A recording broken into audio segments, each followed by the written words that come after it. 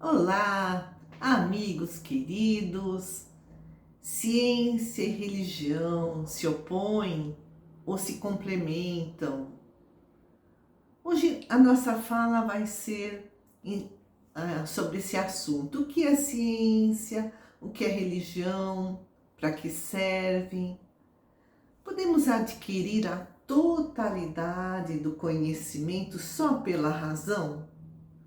Plotino, grande filósofo, pai da doutrina neoplatônica, no século III depois de Cristo, escreveu um livro chamado Enéadas. No seu volume 6 escreve: o conhecimento do Uno não vem por meio da ciência e do pensamento, mas através de uma presença imediata, superior à ciência. Presença imediata, intuição, insight. Joana de Ângeles, no seu livro Em Busca da Verdade, psicografado pelo Divaldo Pereira Franco, explica que a intuição é um campo extrafísico de percepção. E ela fala que os métodos convencionais, racionais, a sensação, aquilo que vemos, ouvimos, cheiramos, o sentimento, o intelecto não conseguem uma perfeita identificação com a realidade.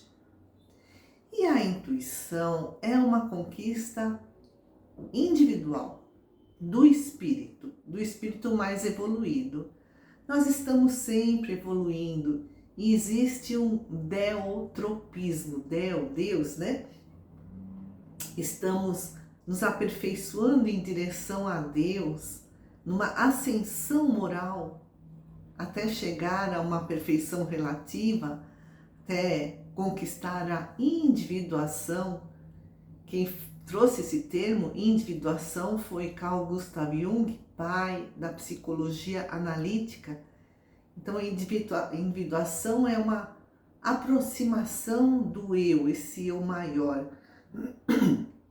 Significa tornar-se si mesmo. É uma síntese da nossa totalidade. Tudo aquilo que vivemos, tudo que ainda iremos viver, quem somos, quem já fomos, quem iremos nos tornar. Isso é individuação, que é a iluminação interior. E a Joana de Ângeles fala que graças às ciências, especialmente as que estudam a psique, aí nós temos o exemplo de Jung,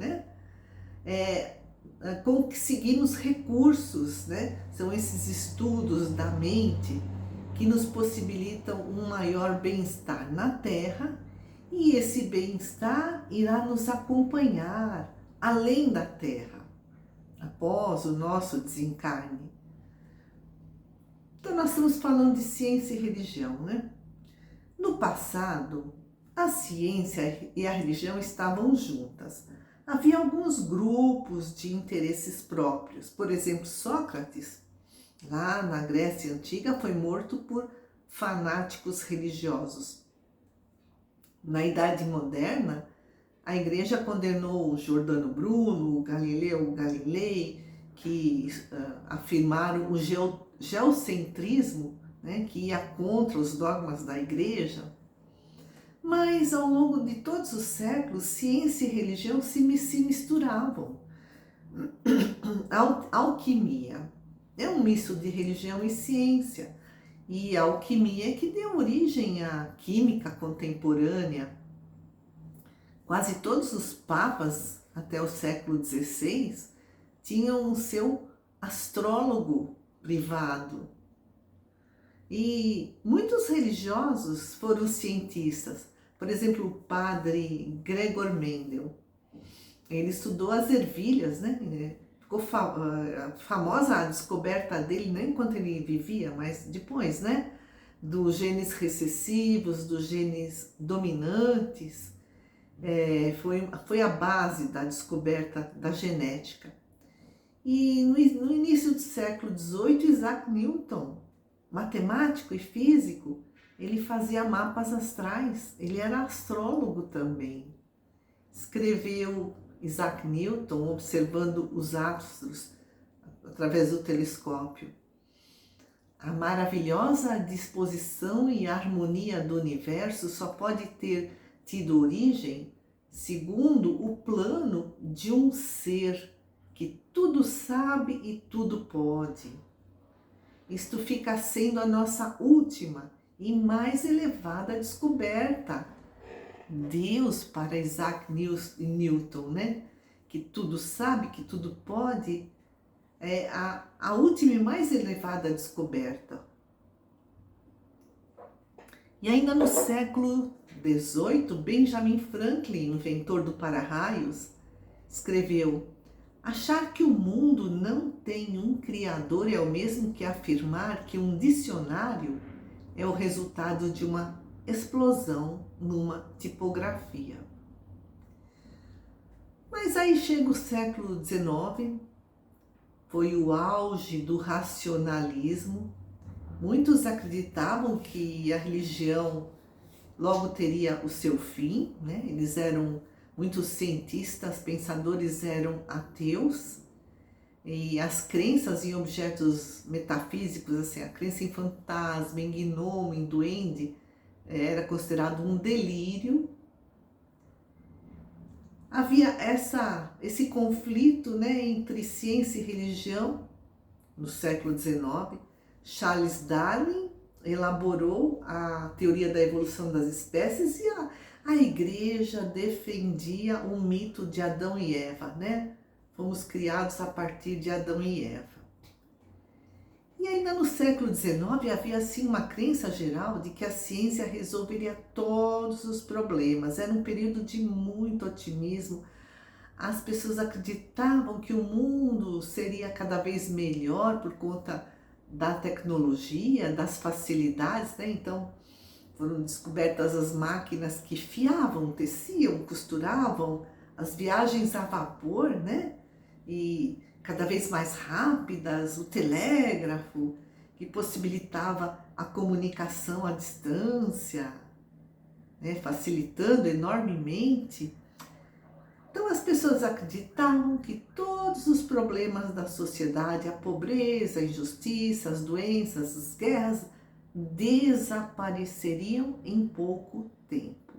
Mas aí, século XX, veio a Primeira Guerra Mundial, veio a Segunda Guerra Mundial, né, com a bomba atômica sobre Hiroshima e Nagasaki. E aí as pessoas começaram a pensar: a ciência vai destruir o mundo? Bom, essa é a ciência dos cientistas subordinados a interesses egoístas e mundanos. O pastor Laron Vade escreveu o livro Os 10 Mandamentos, Princípios Divinos para Melhorar Seus Relacionamentos. E ele explica que a fome, a opressão, as guerras não são problemas científicos ou tecnológicos, mas são problemas de natureza moral. Ele escreve: a fome não ocorre por escassez de alimento, mas por uma terrível desigualdade na distribuição do alimento, resultado de uma distribuição ainda mais desigual da riqueza, das oportunidades de educação, dos meios de produção e transporte. O terror, a opressão, a violência doméstica, o aborto, os vícios, são todos problemas de ordem moral. O planeta ficou doente porque está com a humanidade baixa, escreve o pastor. Qual a solução? Existe uma solução que temos ignorado por muito tempo? Ele pergunta. Não vamos ser salvos pela ciência. Jesus nos mostrou o caminho: buscar em primeiro lugar o reino de Deus e tudo mais vos será dado por acréscimo da misericórdia divina. E agora no século, né, nesses dois últimos séculos, 20 e 21, está ocorrendo uma ascensão das igrejas, né? A religião, a religiosidade não param de crescer. No século passado, Albert Einstein, um dos maiores cientistas de todos os tempos, escreveu o livro Escritos da Maturidade, onde lemos: a religiosidade dos sábios consiste em espantar-se e extasiar-se diante da harmonia das leis da natureza, que revela uma inteligência tão superior e que o homem não consegue desvendar. E diz Albert Einstein: a ciência nos afasta de Deus, mas a ciência pura nos aproxima de um Criador, né? A ciência sem esses fins egoísticos. E ele disse, né? Não quero saber como Deus criou o mundo, só quero saber de seus pensamentos. Conhecer os pensamentos de Deus é conhecer as leis divinas, os objetivos a que se destina a vida como um todo.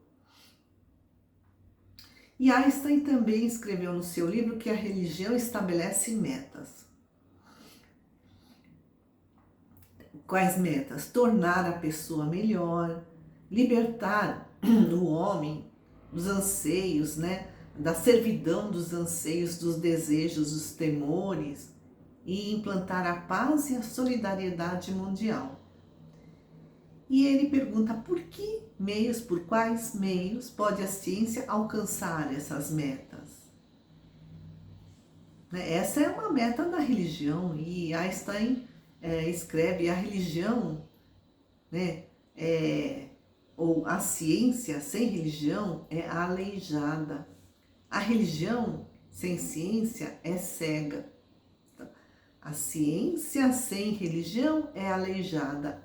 A religião sem ciência é cega. A meu ver, diz Einstein, a ciência não só purifica o impulso religioso do entulho do antropomorfismo, como contribui para uma espiritualização religiosa de nossa compreensão da vida. Então a ciência, né, descontamina aqueles dogmas religiosos, né, desse Deus antropomórfico, e com isso contribui para a nossa espiritualização, para uma maior compreensão da vida, das leis de Deus. E o Nelson Moraes escreveu um livro chamado Einstein e Kardec, a conexão entre a ciência e a fé. E olha que interessante que escreveu Nelson Moraes. Albert Einstein atuou na ciência sem se descuidar da importância transcendente. Allan Kardec trabalhou o transcendente sem se descuidar da importância da ciência. Com isso, ambos construíram um caminho para o encontro da ciência com a fé. Allan Kardec foi o cientista da alma. Einstein deu alma à ciência. Que bonito, né?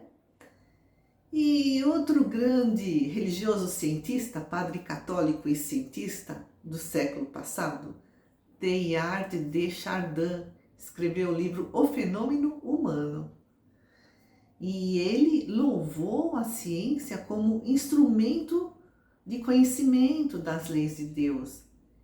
E o Chardin comenta que esse conflito entre ciência e religião, né, que surgiu no século XIX, XX, era um conflito aparente.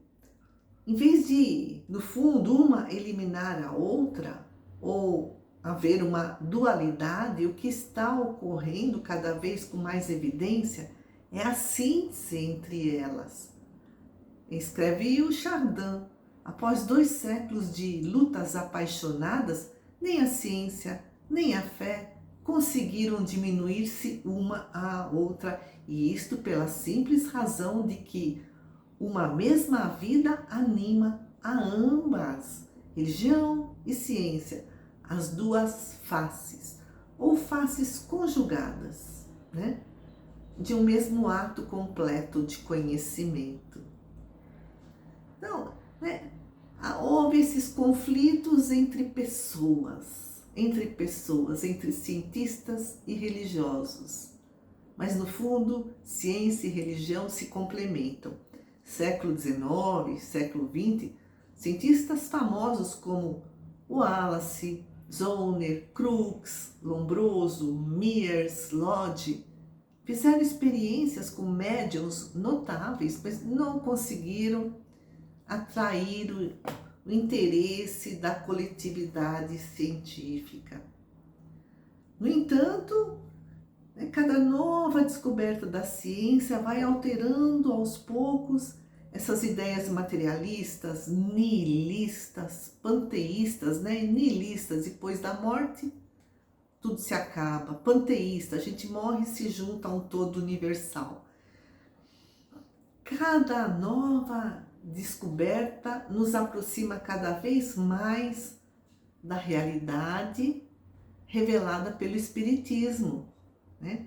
Que realidade é essa? Do transcendente, do mundo espiritual, da presença de vida em todo o universo, a vida desde os átomos com seu princípio inteligente, e a certeza da existência de Deus, seja lá o nome que dermos, Criador de tudo. E ainda hoje há aqueles que são céticos.